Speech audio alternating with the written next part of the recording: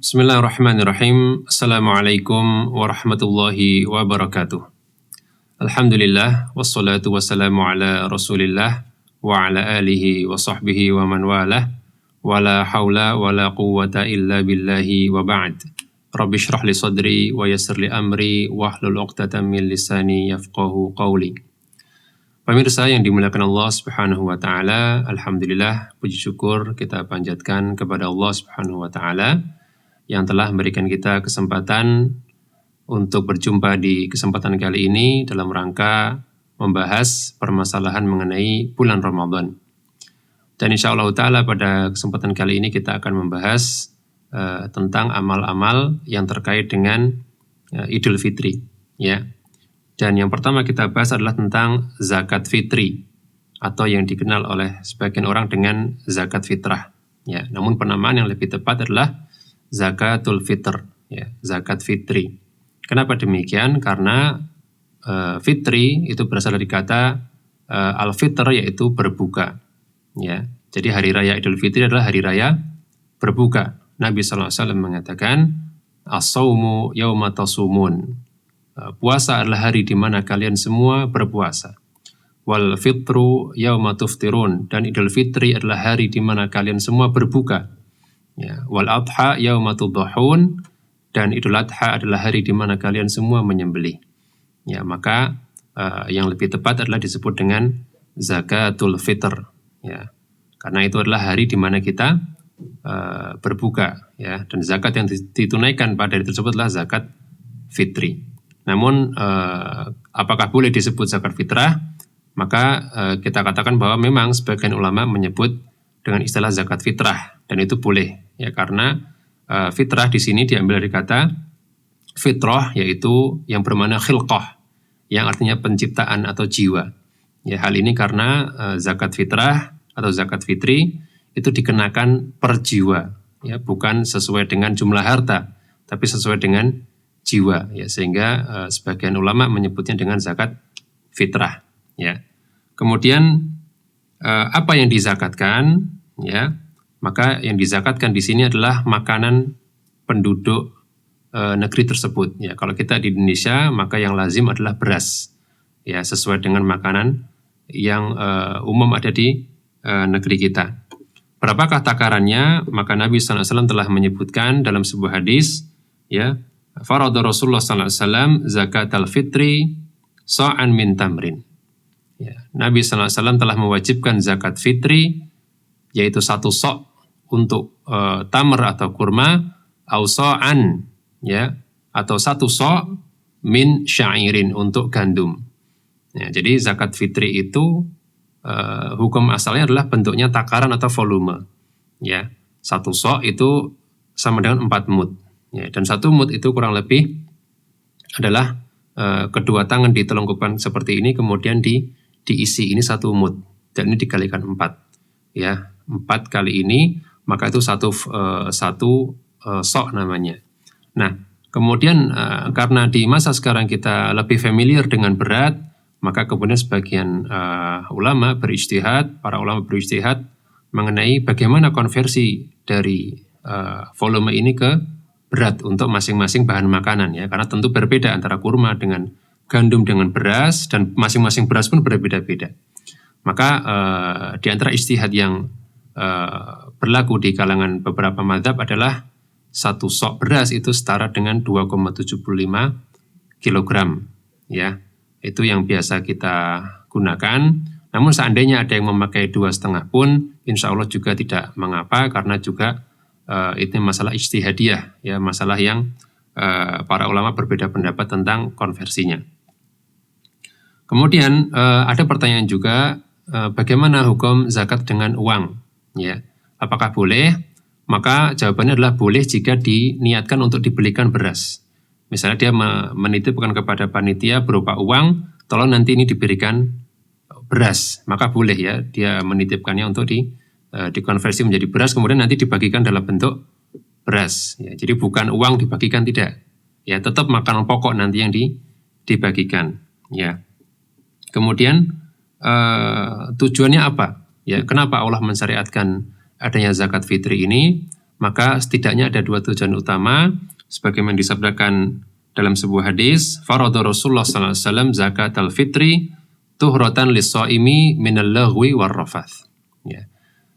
Rasulullah sallallahu alaihi wasallam mewajibkan zakat fitrah ya kepada kita untuk menjadi pembersih bagi orang-orang yang berpuasa dari dosa berkata sia-sia dan berkata kotor. Karena namanya puasa, ya mungkin kita sudah menahan lapar dan haus, namun lisan kita tidak bisa menahan perkataan yang sia-sia, dusta, dan lain sebagainya, serta kata-kata kotor. Maka di antara tujuan zakat fitri adalah untuk tuhrotan lis-shaimi, untuk membersihkan lagi kotoran-kotoran yang menempel pada orang-orang yang berpuasa. Dan yang kedua adalah wa tu'matan lil masakin, dan menjadi pengenyang, menjadi makanan bagi orang-orang miskin. Karena Idul Fitri adalah hari yang berbahagia bagi semua orang. Ya, tidak selayaknya ada orang yang makan-makan di hari Idul Fitri, namun ada yang tidak makan. Maka di antara syariat Islam, keindahan syariat Islam adalah memeratakan kesejahteraan di hari Idul Fitri. Semua harus makan bersama. Ya, sehingga ini di antara tujuan zakat fitri, dan itu diberikan sebelum sholat Id.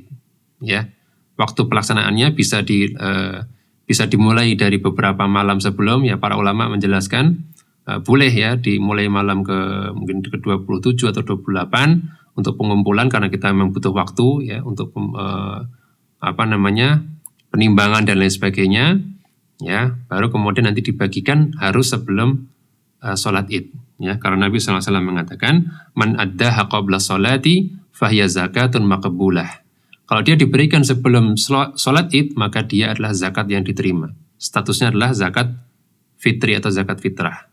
Ya, wa man addaha ba'da shalah fahiya sadaqatun minas sadaqat.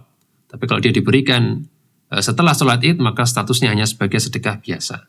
Ya, maka jangan sampai terlambat dalam memberikan zakat fitri. Itu beberapa hal yang terkait dengan zakat fitri.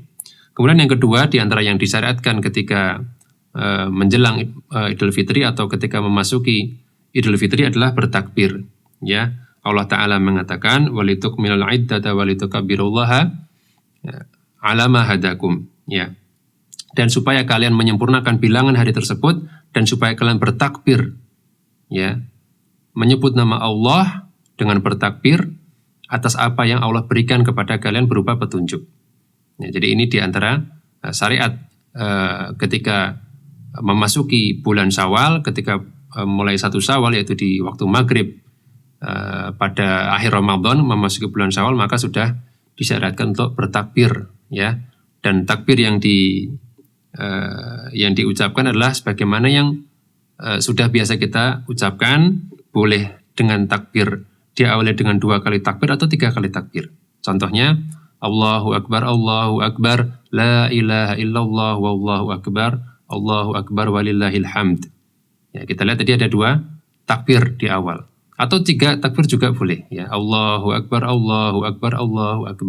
la ilaha illallah, wallahu akbar walillahil hamd. Ya, dua-duanya boleh, tidak masalah. Ya, dan ini dilakukan oleh siapapun ya, yang laki-laki maupun yang perempuan. Laki-laki mengeraskan bacaannya, adapun wanita cukup sebatas apa yang didengarkan oleh dirinya, ya tidak perlu keras-keras sebagaimana para lelaki, dan itu dilaksanakan di setiap tempat ya, di pasar atau di jalan atau di masjid ya, tidak terbatasi hanya di masjid ya, namun bisa dilakukan di manapun ya, dan bisa dilakukan sendiri-sendiri maupun berkelompok, tidak masalah. Itu terkait dengan takbir. Kemudian ketika kita sudah memasuki hari raya, maka di antara hal yang perlu kita lakukan juga adalah menampakkan kegembiraan. Karena ini adalah hari raya umat Islam. Ya, hari raya umat Islam itu merupakan bagian dari syiar Islam. Makanya ulama di antaranya adalah Ibnu Hajar Al-Asqalani, beliau mengatakan idharus surur, ya, menampakkan kegembiraan fil 'id min sya'iriddin.